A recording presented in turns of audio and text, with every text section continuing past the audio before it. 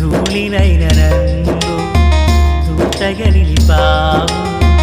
ఎన్నికలేని నన్ను ఏలికగా చేశావు. ధూళినైన నన్ను దూతగా నిలిపావు. ఎన్నికలేని నన్ను ఏలికగా చేశావు. భూమి విరిగి ఫలమిచ్చెను, మేఘమిరిగి వర్షమొచ్చెను. రొట్టె విరిగి వృద్ధి చెందెను, నన్ను విరిచి వాడుకోమయ్యా.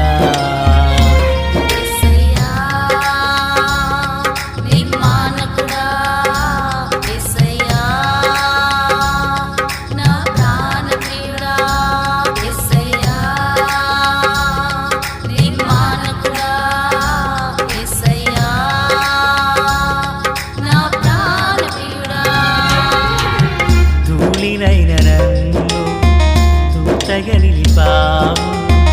ఎన్నికలేని నన్ను ఏలికగా చేశావు. ధూళినైన నన్ను దూతగా నిలిపావు. ఎన్నికలేని నన్ను ఏలికగా చేశావు. ప్రభు అయినటువంటి యేసుక్రీస్తు వారి పరిశుద్ధమైన నామంలో తండ్రి అయిన దేవాది దేవునికి నిత్యము స్తుతియు స్తోత్రములు, మహిమయు ఘనతయు ప్రభావములు యుగయుగములు ప్రభువునకే చెల్లునుగాక. ఆత్మీయులారా, బావున్నారు కదా?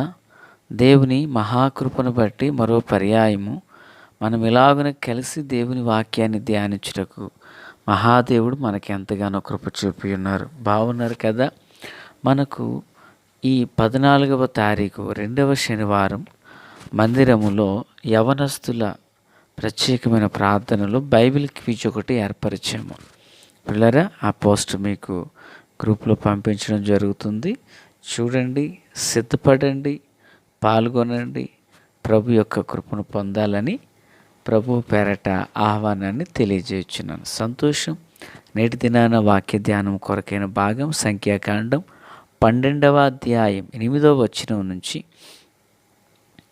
పిల్లరా కొద్ది మాటలను మీదుట ఉంచాలని ఆశిస్తున్నాను. 13వ వాక్యం. మోషే ఎలుగెత్తి దేవా, దయచేసి ఈమెను బాగు చేయమని యెహోవాకు మొరపెట్టెను. ప్రార్థన. తండ్రి దేవా స్తోత్రాలు.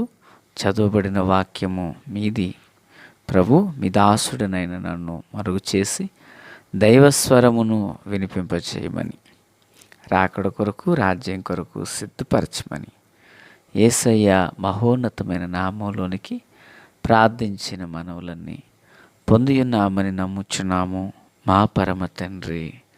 ఆమెన్. ప్రియులారా, ఈ చదవబడిన వాక్యాన మరి మిరియాము కొంత బలహీనపరచబడినట్లుగా చూస్తున్నాం. అంటే వివాహ విషయంలో తాను తన నాన్నగారైనటువంటి అహరోను మరి మోషే మీద సణుగుకోవడం జరిగింది. ఆ సణుగులు కొరకై దేవుడు వారిని పనిష్ చేశారు. తత్ఫలితంగా ఆమెకు తెల్లటి కుష్ఠ వంటి రోగము తనను సంభవించింది. అయితే ఇప్పుడు ఆమె విషయమై దైవజనుడైన మోషే వేడుకున్నట్లుగా మనము ఈ భాగంలో చూస్తున్నాం. మోషే వేడుకున్నారు. మోషే ప్రార్థన చేయగా ఆ ప్రకారమే ఆమె మరల బాగైనట్లుగా మనము ఈ అధ్యాయంలోనే చూడవచ్చు. పిల్లలు, ఇక్కడ ఒక మాట. నిజానికి మోషే, అహరోను, మిరియాములు ముగ్గురు కూడా ఒకే తల్లి గర్భాన పుట్టినవారు. ఒకే గృహంలో పెరిగారు. వీరిని ముగ్గురిని కూడా దేవుడు ప్రవక్తలుగా పిలిచారని ప్రవక్తల గ్రంథాలలో చెప్పబడింది ఈ మాట. అయితే ఈమె బలహీనురాలైనప్పుడు, అనగా మోషే మీద సణుగుకుని సమయంలో ఈమె కుష్ఠ వంటి రోగమునకు తాను అప్పగించబడిన సమయమున మోషే ఆమె కొరకు ప్రార్థన చేశారు. ఇక్కడ దైవజనుడిగా నేను నేర్చుకోవలసిన ఒక మాటను మీతో పంచుకుంటున్నాను. నిజానికి ఆమె విరోధంగా మాట్లాడినప్పటికీ కూడా మోషే ఆమె ఆరోగ్యం కోసం ప్రార్థన చేశాడు. అంటే దైవజనుడు ఈ మనసు కలిగి ఉండాలి. నాకు చాలా సంతోషమైంది. నిజానిగా మిరియామేమో వాదం పడి మోషేకు విరోధి అయితే, ఇప్పుడు దైవజనుడైన మోషే ఏం చేస్తున్నారు? ఆమె యొక్క ఆరోగ్యం కోసం ప్రార్థిస్తున్నారు. ఎంత మంచి మాట, ఎంత మంచి మాట పిల్లరా. అంటే ప్రతి దైవజనుడు సరే, సేవకునిగా నేను ఈ మనస్సు కలిగి ఉండాలి. అద్భుతం. నాకు అలవర్చుకోవలసిన మాట ఇది అని తలంచాను.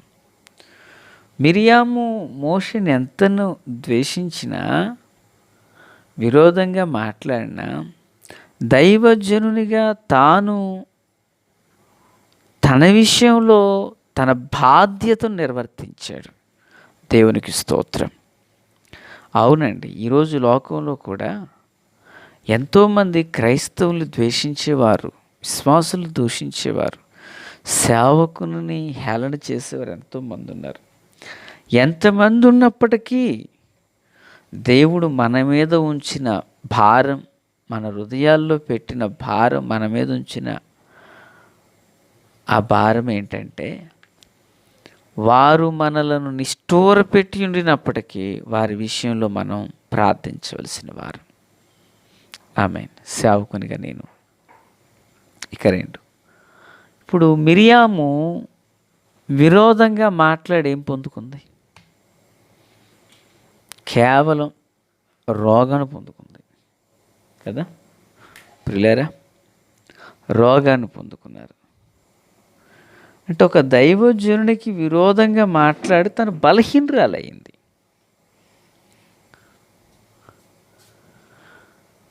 అంటే దేవునికి, దేవుని సేవకునికి, దేవుని బిడ్డలకు ఒక వ్యక్తి విరోధంగా మాట్లాడితే అది ఎవరికి నష్టం అనేది మనకి ఇక్కడ అర్థమైంది. మొదటి మాట. రెండవ మాట, ఇక 3, ఆమె ఒక ప్రవక్తిని అయ్యుండినప్పటికీ స్వస్థత విషయంలో తన ప్రార్థన చేసుకోలేదు.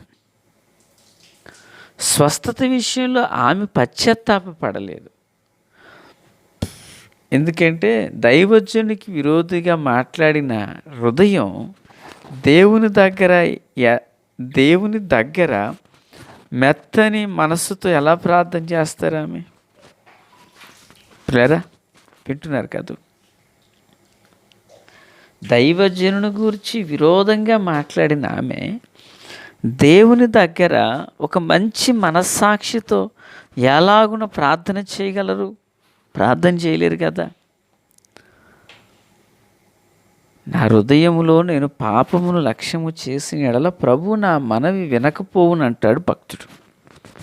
ఇప్పుడు దైవజనునికి విరోధంగా మాట్లాడి వేరుగా తలంచి ఆమె చేసుకుంటే ప్రార్థన, ఆ ప్రార్థన ప్రభు ఎలా ఆలకిస్తాడు? ఆలకించరు కదా. అందుకని ఆ సందర్భంలో ఆమె ప్రార్థన చేయలేదు, చేయలేకపోతుంది. ప్రియులారా, మన జీవితంలో కూడా అంతే కదా. ఒకవేళ యాంత్రికమైన ప్రార్థన మనం చేస్తున్నప్పటికీ దానికి జవాబు రాదు కదా, దానికి సమాధానం పొందలేరు కదా. ఇప్పుడు తన జీవితంలో స్వస్థత, పాటలు బాగానే పాడారు, ప్రవక్తినిగానే అభిషేకించబడింది, స్వస్థత కార్యం జరగట్లేదు. ఇప్పుడు మరలా ఎవరు పూనుకోవలసి వచ్చింది? ఎవరు మరలా విజ్ఞాపన చేయవలసి వచ్చిందంటే భక్తుడైన మోషే ఆమె విషయమే ప్రార్థిస్తున్నారు. అంటే దైవజనుడైన మోషేకి దేవుడు రోగాన్ని బంధించే అధికారాన్ని ఇచ్చారు. స్తోత్రం. రోగాన్ని బంధించే అధికారాన్ని ఇచ్చారు. ఆ రోగము నుండి ఆమెకు విడుదల కలిగింది. మిరియాము గారికి పూర్ణమైన విడుదల కలిగింది. స్వస్థ చిత్తురాలయ్యింది. దేవుని పిల్లరా, దేవుని బిడ్డలుగా మనం ఒక విషయాన్ని గుర్తుపెట్టుకోవాలి. మన పరమ తండ్రి అయిన దేవదేవునికి మనకు మధ్యవర్తిగా యేసయ్య వచ్చారు. ఆమేన్. ఆ యేసయ్య మన పక్షాన విజ్ఞాపన చేశారు. కనుకనే నేను క్షమించబడ్డాను, నీవు క్షమించబడ్డావు, మనం క్షమించబడ్డాం. మన కొరకు ఒకరు చేసిండే విజ్ఞాపన మనలను ప్రభు యొక్క కనికరం పొందుకునేటట్లుగా చేస్తుంది. కనుక ఆత్మీయులారా, జీవం కలిగిన దేవుని ప్రియమైన పిల్లలుగా విరోధంగా మాట్లాడడం మానివేద్దాం. మంచి మనస్సాక్షితో ప్రభు పాదాలు పట్టుకుందాం. నిశ్చయంగా మహాదేవుడు సహాయం చేస్తారు. ఇప్పుడు మిరియాము పక్షాన చేసిన ఆ ప్రార్థనను దేవుడు ఆలకించి ఆమెకు పరిపూర్ణమైన విడుదలను కలుగజేశారు. ఇక్కడ ఒక మాటను ఇంకను మనం గుర్తు చేసుకోవాలి. మిరియాము పక్షాన మోషే విజ్ఞాపన చేస్తే ప్రభు కార్యం చేశారు కదా.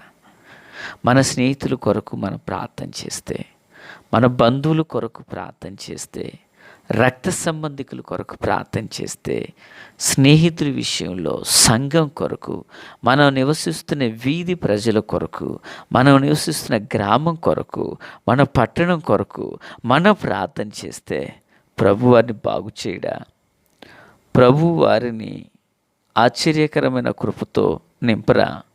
ప్రియులరా, ఒక మోషే ప్రార్థన ఆలకించి ఒక వ్యక్తిలో ఉన్న రోగాన్ని దేవుడు తీసివేసాడే. ఆత్మీయులారా, రోగాన్ని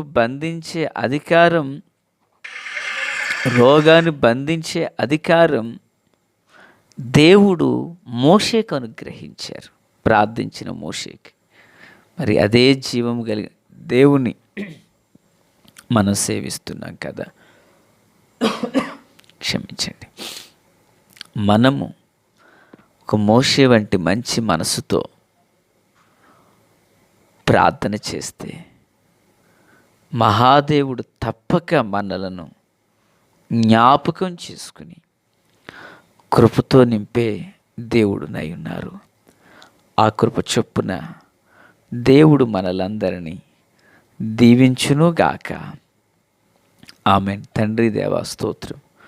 వాక్యం అందరి హృదయాల్లో ఫలభరితం చేసి మేలు చేతయు నింపి నడిపించి రహస్య రాకడ కొరకు సిద్ధం చేయండి. యేసు నామములో ఆమేన్. Praise the lord.